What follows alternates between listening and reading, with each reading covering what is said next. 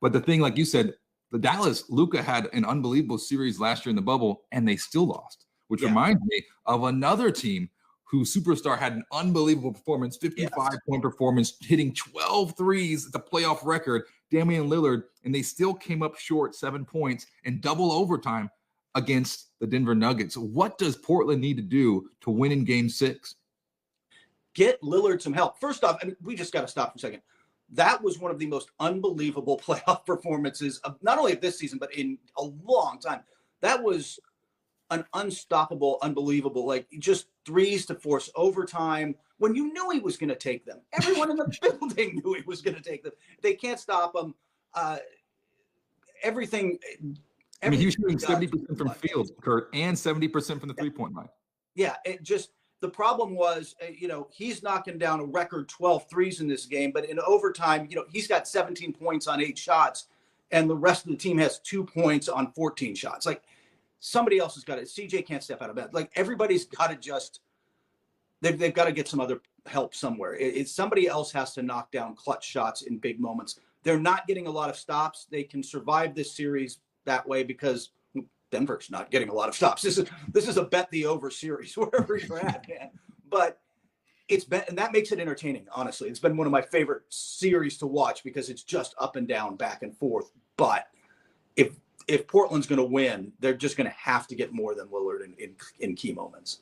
And Nurkic, he had 4 fouls in the third quarter. You think about his impact. He was going toe-to-toe with Nikola Jokic for most of that game until he got foul trouble. Then Kanter had to come in.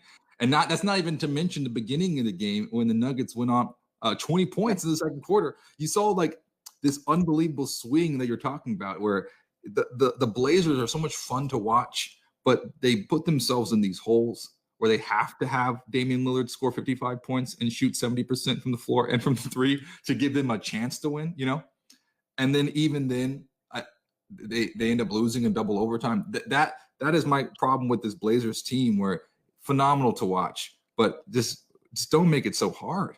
Yeah. Like, there's no reason to make it that hard. You have an unbelievable leader in Damian Lillard on the floor. Like, he's doing things that are just like you said. It's incredible, but just don't put yourself in a 20-point hole. Like, and they've come out. They've done this all season. They've just come out for flat stretches and dug holes and climbed back out of them. And part of that is just when your defense isn't good or isn't consistent, at least, you end up in these problems, right? Like you put yourself in trouble, and your offense has got to bail you out. They just have an offense that can actually do it, so it makes it makes it an entertaining series. I'm rooting for this series to go 7.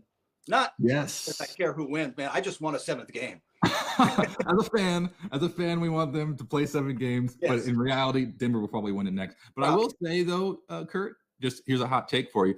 To me, Damian Lillard is very similar to Russell Wilson, right? Where like it's almost like let's stack the deck against both of these superstars and make them win the game for us every night.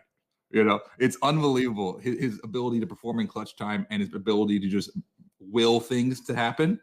But like I said, it reminds me a lot of Russell and the Seahawks. Let's just not make it that hard, Is that just something about the Northwest, man? They make it hard. Maybe it is. That's a great point. Maybe it is. We got to have a conversation with that. I don't know.